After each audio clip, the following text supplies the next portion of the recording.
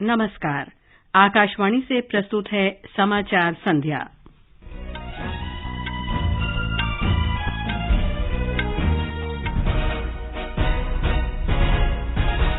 प्रधानमंत्री नरेंद्र मोदी ने कहा, सरकार ने सुधार दृढ़ विश्वास से किए हैं, न कि विवशता से।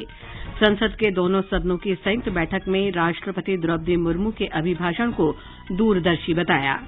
युवा मामले और खेल मंत्री अनुराग सिंह ठाकुर ने कहा, पिछले 8 वर्ष में पूर्वोत्तर में उग्रवादी गतिविधियों में 89% की कमी आई। भारतीय रिजर्व बैंक ने सिक्कों के वितरण में सुधार के लिए QR कोड आधारित सिक्कों की वेंडिंग मशीन शुरू करने की घोषणा की। केंद्रीय मंत्री अश्विनी वैष्णव देश भर में डिजिटल भुगतान को बढ़ावा देने के लिए कल डिजिटल भुगतान उत्सव का शुभारंभ करेंगे। और क्रिकेट में भारत और ऑस्ट्रेलिया के बीच 4 टेस्ट मैच की बॉर्डर गावस्कर ट्रॉफी का पहला मैच कल से नागपुर में।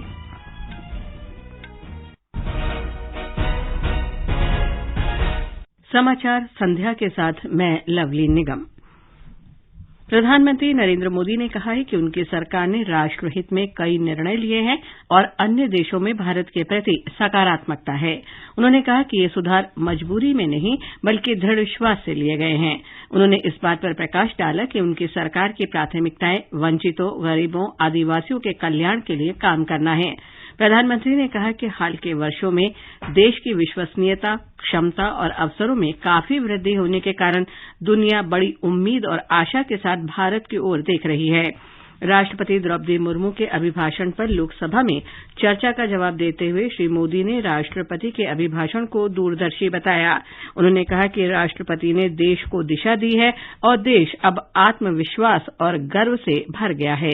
आदरणीय राष्ट्रपति महोदया ने आदिवासी समाज का गौरव तो बढ़ाया ही है, लेकिन आज आजादी के इतने सालों के बाद आदिवासी समाज में जो गौरव की अनुभूति हो रही है, उनका जो आत्मविश्वास बढ़ा है, और इसके लिए ये सदन भी और देश भी उनका आभारी हुआ।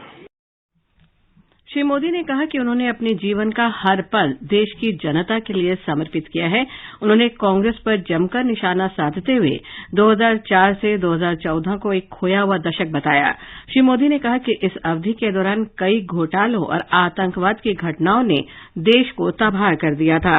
सरकारी कल्याणकारी उपायों को सूचीबद्ध करते हुए प्रधानमंत्री मोदी ने कहा कि भारत दुनिया के कई देशों में कोविड महामारी, अस्थिरता, संघर्ष, बढ़ती मुद्रास्फीति और बेरोजगारी से उत्पन्न चुनौतियों के बावजूद दुनिया की 5वीं सबसे बड़ी अर्थव्यवस्था बन गया है।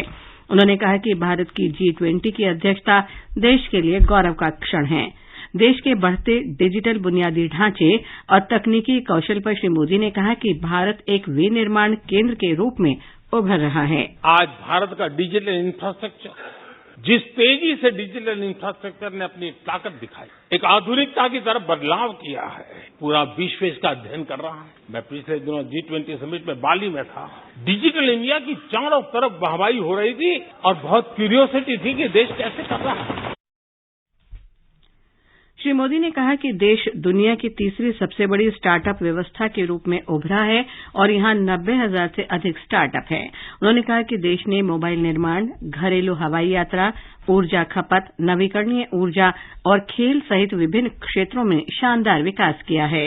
आज भारत मोबाइल मैन्युफैक्चरिंग में दुनिया में दूसरा बड़ा देश बन गया है। घरेलू विमान यात्री एयर ट्रैफिक में आज विश्व में हम तीसरे नंबर पर पहुंच चुके हैं। आज भारत एनर्जी कंजम्पशन में दुनिया में एक कंज्यूमर के रूप में तीसरे नंबर पर हम पहुंच चुके हैं। रिन्यूएबल एनर्जी की कैपेसिटी में हम दुनिया में चौथे नंबर पर पहुंच चुके हैं। एजुकेशन समेत हर क्षेत्र में आज भारत आगे बढ़ रहा है। स्पोर्ट्स के अंदर भारत का परचम, ओलंपिक हो, कॉमनवेल्थ हो, हर जगह पे हमारे बेटे, हमारी बेटियों ने शानदार प्रदर्शन किया है।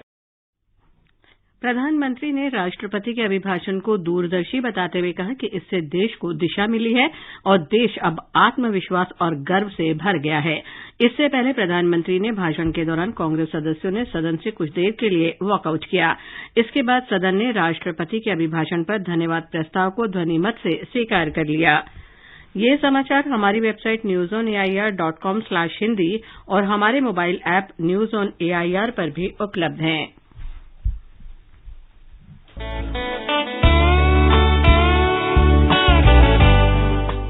Northeast Diary program broadcast every Thursday at 5:30 p.m. brings very interesting and enchanting stories from the 8 Indian states of Northeast India.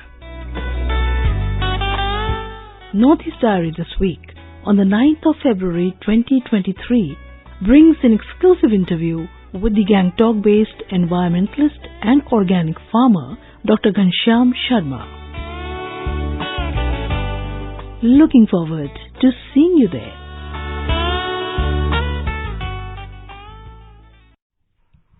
समाचार संध्या में आपका फिर स्वागत है। युवा कार्यक्रम और खेल मंत्री अनुराग सिंह ठाकुर ने कहा है कि पिछले 8 वर्षों के दौरान पूर्वोत्तर में उग्रवादी गतिविधियों में 89% की कमी आई है और नागरिकों की मौत के मामले 85% कम हुए हैं। श्री ठाकुर ने आज असम के गुवाहाटी में 3 दिवसीय Y20 शिखर सम्मेलन के समापन सत्र को संबोधित किया। उन्होंने कहा कि प्रधानमंत्री नरेंद्र मोदी के नेतृत्व में क्षेत्र में शांति स्थापित हुई है और वर्तमान में कई विकास कार्य किए जा रहे हैं। श्री ठाकुर ने समापन समारोह में Y20 के 5 विषयों पर श्वेत पत्र जारी किया। असम के शिक्षा मंत्री रानोज पेगू ने 5 विषयों पर शोध पत्र प्रस्तुत किए। केंद्रीय मंत्री ने कहा कि भारत के लिए G20 की अध्यक्षता देश के लिए गर्व का क्षण है। भारत की G20 अध्यक्षता के अंतर्गत पर्यटन कार्य समूह की पहली बैठक का गुजरात के धोरडो में आज औपचारिक शुभारंभ हुआ। इस अवसर पर प्रतिनिधिमंडल को संबोधित करते हुए केंद्रीय मंत्री परषोत्तम रूपाला ने कहा कि भारत की G20 की अध्यक्षता अमृतकाल की शुरूआत के साथ हुई है। केंद्रीय पर्यटन मंत्री जी किशन रेड्डी ने एक समारोह में कहा कि पर्यटन क्षेत्र स्थानीय लोगों के रोजगार की संभावनाओं को बढ़ाता है। भारतीय रिजर्व बैंक ने सिक्कों के वितरण में सुधार के लिए कुछ प्रमुख बैंकों के सहयोग से QR कोड आधारित सिक्कों की वेंडिंग मशीन शुरू करने की घोषणा की। ये प्रायोगिक परियोजना देश के 12 शहरों में 19 स्थानों पर शुरू होगी। बैंक ने कहा कि वेंडिंग मशीनें UPI का उपयोग करके ग्राहकों को सिक्के वितरित करेंगी। इन वेंडिंग मशीनों को रेलवे स्टेशनों, शॉपिंग मॉल और मार्केट प्लेस जैसे सार्वजनिक स्थानों पर स्थापित करने की योजना है। गवर्नमेंट ई-मार्केट प्लेस जेम ने चालू वित्त वर्ष में सकल व्यापारिक मूल्य का 1,50,000 करोड़ रुपए हासिल किए हैं। जेम सरकारी विभागों, सार्वजनिक क्षेत्र की इकाइयों और अन्य एजेंसियों का वस्तुओं और सेवाओं की खरीद के लिए एक ऑनलाइन मंच है। ये 2016 से मेक इन इंडिया पहल को बढ़ावा देने की दिशा में लगातार काम कर रहा है। आकाशवाणी से बातचीत में जेम के मुख्य कार्यकारी अधिकारी PK सिंह ने विश्वास व्यक्त किया कि पिछले वित्तीय वर्ष की तुलना में चालू वित्त वर्ष में सकल व्यापारिक मूल्य दोगुना हो जाएगा। इस साल 1 फरवरी को हमने जो हमें टारगेट दिया गया था 1.5 लाख करोड़ का ऑर्डर वैल्यू का, वो हमने क्रॉस कर लिया। 1 फरवरी को हमारा आंकड़ा 1,53,000 करोड़ था। 2 महीने में काफी प्रोक्योरमेंट होता है सरकार में, फरवरी मार्च में। हमारा आंकड़ा जो है इस साल का 1.5 लाख से काफी ऊपर जाएगा, 1,90,000 2 लाख के आसपास टच कर सकता है, जो कि ऑलमोस्ट 100% ग्रोथ रहेगा on a higher base of 1,06,000 crore last year. Electronic सूचना प्रौद्योगिकी और संचार मंत्री अश्विनी वैष्णव कल नई दिल्ली में डिजिटल पेमेंट उत्सव और व्यापक अभियान योजना का शुभारंभ करेंगे। आजादी का अमृत उत्सव G20 अध्यक्षता के चल रहे समारोह के दौरान डिजिटल पेमेंट उत्सव का व्यापक अभियान शुरू करने की भी योजना बनाई गई है। ये उत्सव इस वर्ष 9 फरवरी से 9 अक्टूबर तक मनाया जाएगा। इसका उद्देश्य देशव्यापी डिजिटल अदायगी को बढ़ावा देना है। इस उत्सव के दौरान लखनऊ, हैदराबाद, पुणे और बेंगलुरू में G20 डिजिटल आर्थिक कार्य समूह पर अधिक ध्यान दिया जाएगा। भारतीय रिजर्व बैंक ने सरकारी प्रतिभूतियों के बाजार कारोबार का समय संशोधित करके सुबह 9 बजे से शाम 5 बजे तक कर दिया है। इससे पहले कारोबार का समय सुबह 9 बजे से दोपहर बाद 3:30 बजे तक का था। मेघालय के मुख्य निर्वाचन अधिकारी FR खारकोंगोर ने आज राज्य की चुनाव प्रक्रिया में शामिल सभी प्रवर्तन एजेंसियों के वरिष्ठ अधिकारियों के साथ उच्च स्तरीय बैठक की। ये बैठक कल रात फूलवाड़ी इलाके में हुई हिंसा की घटना के मद्देनजर आयोजित की गई थी। इस घटना में करीब 10 लोग घायल हो गए थे। इस मामले में 2 प्राथमिकी दर्ज की गई हैं। इस बीच मेघालय में 27 फरवरी को होने वाले विधानसभा चुनाव के लिए आज 379 प्रत्याशियों के नामांकन पत्रों की जांच की गई। नाम वापस लेने की अंतिम तिथि 10 फरवरी है। आकाशवाणी का समाचार सेवा प्रभाग आज अपने साप्ताहिक कार्यक्रम चर्चा का विषय है में साइबर अपराध से जुड़े विषय और उनकी चिंताओं पर परिचर्चा प्रसारित करेगा। इसे रात 9:30 बजे से आकाशवाणी के एफएम गोल्ड चैनल और अतिरिक्त मीटरों पर सुना जा सकेगा। प्रधानमंत्री नरेंद्र मोदी 10 फरवरी को उत्तर प्रदेश और महाराष्ट्र जाएंगे। श्री मोदी लखनऊ में Uttar Pradesh global investors summit 2023 का उद्घाटन करेंगे। प्रधानमंत्री ग्लोबल ट्रेड शो का भी उद्घाटन करेंगे और इन्वेस्ट यूपी के दूसरे चरण का शुभारंभ करेंगे। प्रधानमंत्री मुंबई में छत्रपति शिवाजी महाराज टर्मिनल से मुंबई सोलापुर वंदे भारत रेलगाड़ी और मुंबई साईनगर शिरडी वंदे भारत रेलगाड़ी को झंडी दिखाकर रवाना करेंगे। प्रधानमंत्री सांताक्रूज चेंबूर लिंक रोड और कुरार अंडरपास की 2 सड़क परियोजनाओं का भी लोकार्पण करेंगे। ये समाचार आकाशवाणी से प्रसारित किए जा रहे हैं। ताजा समाचार जानने के लिए आप हमारे Twitter handle @AIR News Hindi को फॉलो कर सकते हैं। भारत और ऑस्ट्रेलिया के बीच बॉर्डर गावस्कर ट्रॉफी के लिए 4 क्रिकेट टेस्ट मैच की श्रृंखला का पहला मैच कल से नागपुर में खेला जाएगा। ये मैच भारतीय समय अनुसार सुबह 9:30 बजे से शुरू होगा। दोनों टीमों के लिए ये श्रृंखला काफी महत्वपूर्ण है। इस श्रृंखला में जीत से भारत विश्व टेस्ट चैंपियनशिप के फाइनल में जगह बना सकता है। दोनों टीमों के बीच अब तक 102 टेस्ट मैच हुए हैं, जिसमें ऑस्ट्रेलिया को 43 और भारत को 30 मैचों में जीत हासिल हुई है। केंद्र ने आज कहा है कि इस वर्ष 1 जनवरी तक स्वीकृत 10,15,000 से अधिक स्वीकृत पदों में से केंद्रीय सशस्त्र पुलिस बलों और असम राइफल्स में 83,000 से अधिक पद रिक्त हैं। राज्यसभा में एक लिखित उत्तर में गृह राज्य मंत्री नित्यानंद राय ने बताया कि इन पदों को वर्ष के अंत तक भरे जाने की उम्मीद है।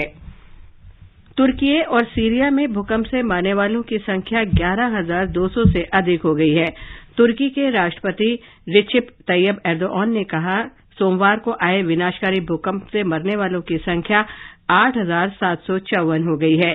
सीरिया में सरकार नियंत्रित क्षेत्रों और विद्रोहियों के कब्जे वाले क्षेत्रों में 2,530 लोगों की मौत की पुष्टि हुई है। मलबे में अब भी कई लोगों के फंसे होने की आशंका है।